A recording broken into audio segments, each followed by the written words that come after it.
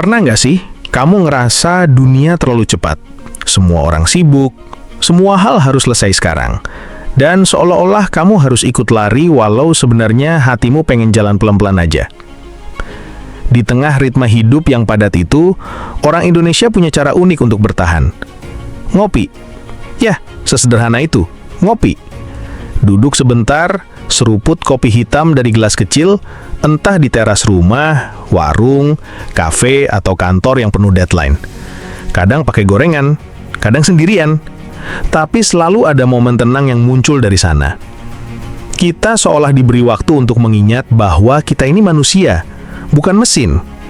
Ngopi bukan cuma soal kafein, dia adalah ritual, dia adalah jeda. Dia adalah bentuk perlawanan paling halus terhadap dunia yang terlalu cepat. Sambil ngaduk kopi yang masih panas, ada rasa damai yang susah dijelaskan. Padahal pekerjaan belum selesai, masalah belum kelar.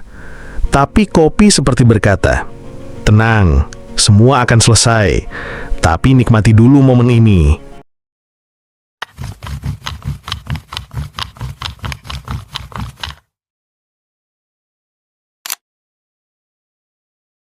Di banyak negara barat, kopi identik dengan energi, kecepatan, dan produktivitas.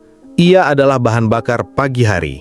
Kopi diminum terburu-buru sebelum meeting, diseruput sambil membuka laptop, atau dibawa di gelas kertas sambil berlari ke halte. Dalam budaya itu, kopi adalah alat bantu kerja. Ia diasosiasikan dengan semangat, dengan get things done, dengan target dan efisiensi. Kopi hadir untuk mendorong tubuh tetap berlari di jalur cepat. Tapi di banyak negara Asia, terutama Indonesia, kopi punya makna yang sangat berbeda.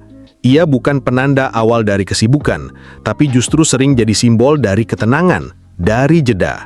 Di sini, kopi tidak selalu diminum untuk bekerja, tapi justru untuk berhenti sejenak dari kerja. Ia bukan stimulan untuk berpacu dengan waktu, melainkan medium untuk berdamai dengannya. Warung kopi di pinggir jalan dengan bangku kayu panjang dan termos air panas adalah ruang publik paling demokratis di Indonesia. Di sana, semua orang setara. Tukang bangunan, guru honorer, mahasiswa, hingga pensiunan bisa duduk bersebelahan.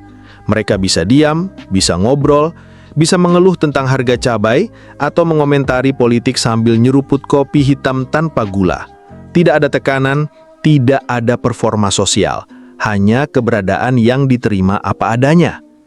Di Indonesia, kopi adalah simbol waktu yang tidak dipaksakan. Ia memberi ruang untuk berpikir, untuk menyerap, untuk menerima. Orang Indonesia sering minum kopi setelah kerja, bukan sebelum kerja. Untuk melepaskan, bukan memacu. Untuk menenangkan, bukan menekan. Bahkan dalam banyak keluarga, kopi adalah lambang keakraban.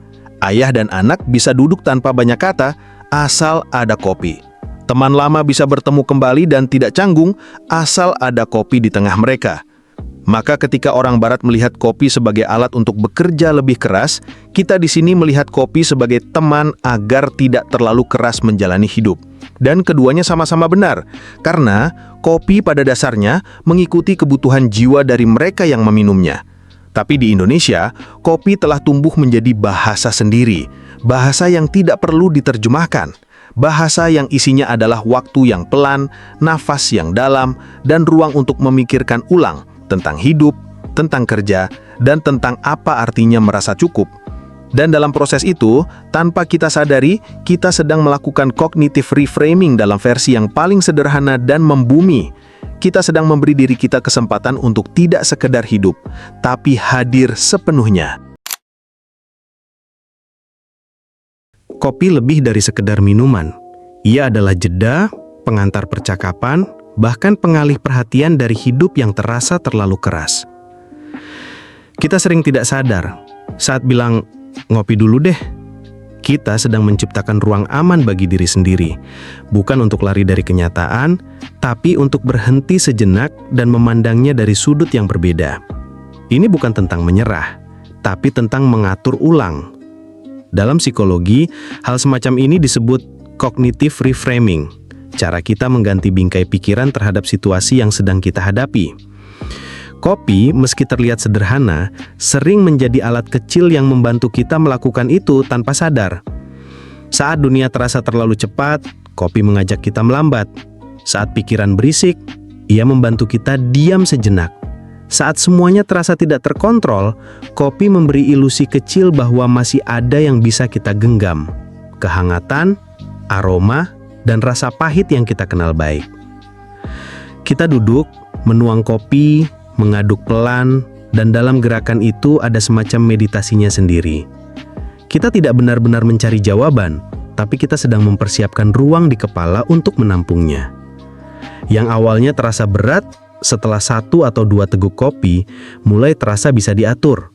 Yang tadinya seperti tembok tinggi, mulai terasa seperti tangga. Bukan karena masalahnya hilang, tapi karena kita telah bergeser beberapa langkah ke belakang, melihatnya lebih utuh. Ngopi memberi momen-momen kecil untuk berpikir ulang, bukan karena kita disuruh, tapi karena tubuh dan pikiran kita tahu, aku butuh berhenti sebentar. Dan dalam budaya kita, kopi adalah medium yang paling wajar untuk itu. Tidak mencolok, tidak perlu alasan, tidak menuntut apapun. Cukup duduk, biarkan uapnya naik, biarkan waktu berjalan lebih pelan dari biasanya. Di balik semua itu, sebenarnya sedang terjadi sesuatu yang dalam. Kita sedang memperbaiki cara kita melihat hidup. Kopi menjadi jembatan dari kekacauan ke ketenangan, dari tekanan menjadi penerimaan. Ia tidak memberi solusi langsung, tapi ia menciptakan ruang bagi solusi itu untuk muncul dengan cara yang lebih manusiawi. Karena pada akhirnya, bukan hidup yang harus berubah duluan, tapi bagaimana kita memandang hidup itulah yang menentukan apakah kita bisa lanjut atau terjebak di tempat yang sama. Dan kadang, cukup dengan secangkir kopi, kita bisa mulai lagi dengan kepala yang lebih ringan dan hati yang sedikit lebih tenang. Ngopi di Indonesia adalah ruang aman yang tersebar di mana-mana. Bisa di emperan toko, di bawah pohon, di kantin sekolah, atau bahkan di tepi sawah. Di sana, semua orang boleh datang, tidak untuk menyelesaikan masalah, tapi untuk menenangkan diri dari kelelahan hidup yang tak selalu bisa dijelaskan. Kopi bukan solusi, tapi ia jadi jembatan. Jembatan antara lelah dan semangat, antara asing dan akrab, antara tekanan dan keikhlasan. Di negara yang kadang terlalu keras bagi warganya, segelas kopi bisa jadi bentuk perlawanan paling lembut, perlawanan untuk tetap manusiawi. Dan barangkali, disitulah letak keindahannya. Bukan karena kopinya mahal, bukan karena tempatnya estetik, tapi karena setiap teguk kopi di negeri ini membawa satu hal yang semakin langka: rasa cukup.